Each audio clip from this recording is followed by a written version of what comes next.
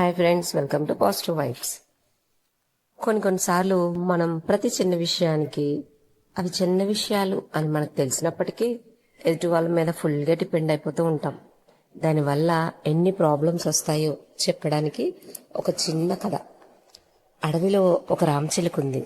అది తన ఆహారాన్ని అది సంపాదించుకుంటూ చాలా ఆనందంగా ఉంది. అనుకోకుండా ఒకరోజు కాకితో దానికి స్నేహం కుదిరింది.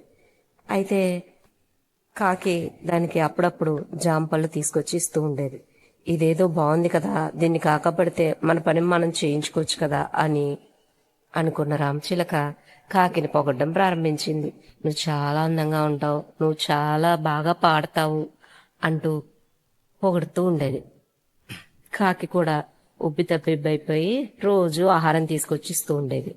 కొన్ని రోజులకి అస్సలు కదలకపోవడం వల్ల బాగా లావైపోయి ఎగరడం కూడా మర్చిపోయింది రామచిలక.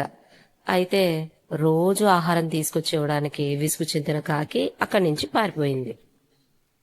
ఆహారం కోసం ఎదురు చూసిన రామచిలక ఎంతకీ కాకి రాకపోవడంతో తానే ఎగురుకుని ఏదన్నా తెచ్చుకుందామని ప్రయత్నించింది.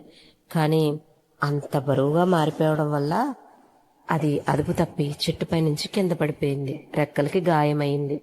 అలా నెమ్మదిగా నడుచుకుంటూ కింద పడ్డ కాయల్ని పళ్ళని ఏరుకుని తింటూ కొన్ని రోజులకి అది తన మామూలు శరీరాకృతికి వచ్చింది. అలాగే రెక్కలకు తగిలిన గాయం కూడా మానిపోయింది. దానివల్ల అది సులభంగా ఎగరడం ప్రారంభించింది. అప్పుడు అది ఇలా అనుకుంది, నా ఆహారాన్ని నేను సంపాదించుకోవడం అనేది పెద్ద విషయమేం కాదు. అలాంటప్పుడు ఇంకొకరిపై డిపెండ్ అవడం అనేది చాలా తప్పు. ఇంకెప్పుడు అలా చేయకూడదు అని.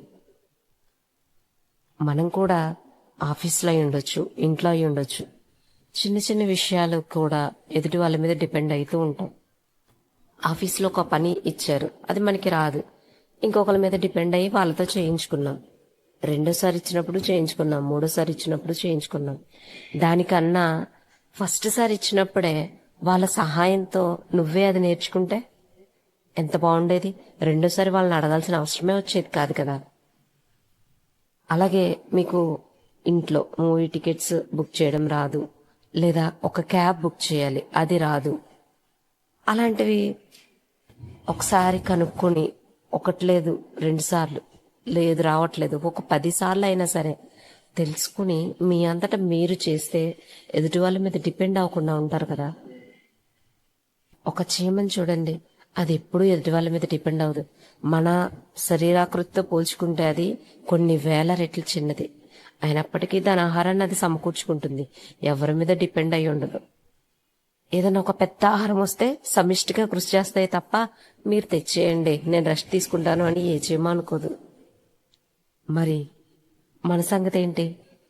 ప్రతిసారి ఎదుటి వాళ్ళ మీద డిపెండ్ అవుదామా, లేదా ఆ పనిని నేర్చుకుని మనంతట మనమే ఫ్రీడంగా ఉందామా? Choice is yours. బాయ్.